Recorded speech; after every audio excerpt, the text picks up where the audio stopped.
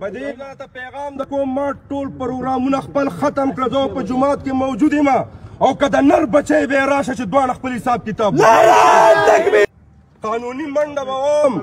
خو ای پی ټي آی والا واورئ یاد ساته که نن اکرام الله ستا دپاره دغه سیچو په بوسو کې اوبه بوځي که نه ناکمې چې اوس بوتللو کوشش کوو نو ګوره یاد ساته تا د مولانا فضلالرحمن کارکنان نه دي کتلي یو مې دله بنیګال اچولی ګو یقینا که د کور نه رانه راوځئ د کور الله اکبر مفتی صاحب اشاره کوه بیا یې تماشه کوه مفتی صاحب اشاره کوه بیا یې تماشه کوه مفتی صاحب اشاره کوه زما د ذات خبره نه ده په رب مې دې قسم که ګزار دې را باندې کړی وی بېعزتي دې رانه کړې وی ودرېدم درته نه خو د الله د کور مسله ده د الله د کور دپاره مونږ د سر نه تېر یو انشاءالله د الله لپاره مونږ ځان ورکړی او بخلی دی زه جذباتي نه یم یوتیانو واورئ زه جذباتي نه یم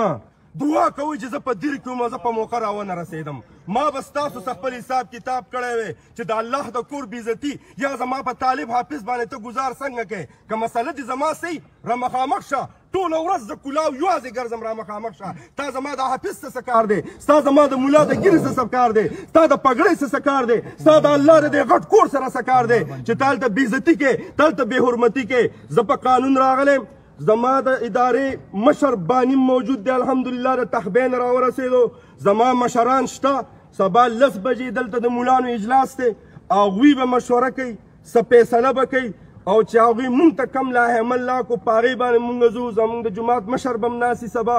او بیا د هغې نه بعد چې مونږ ته څه منصوبه بندي راکړی شوه تاسو ټولو کارکنانو ته وایم د جمعیت علما اسلام ضلعي قیادت په راځي سبا د 10-11 نه بعد چې بیا تاسو ته کم پیغام درکړی شو نو ما دپاره مه راځئ پلیز تاسو ته یم ګورئ چې د دې محسن محمود دپاره د سره رانه شئ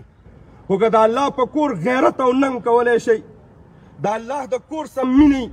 د الله په کور مینې ماله به نه راځئ ستاسو دې قسم وي چې ماله رانه شئ نعره تکبیر الله اکبر مفتی صاحب اشاره کوه بیا یې تماشه کوه 1 روپۍ کا دو نیازی گو نیازی او یاد ساتئ ګورئ قاضي صاحب هم دا دی ولاړ دی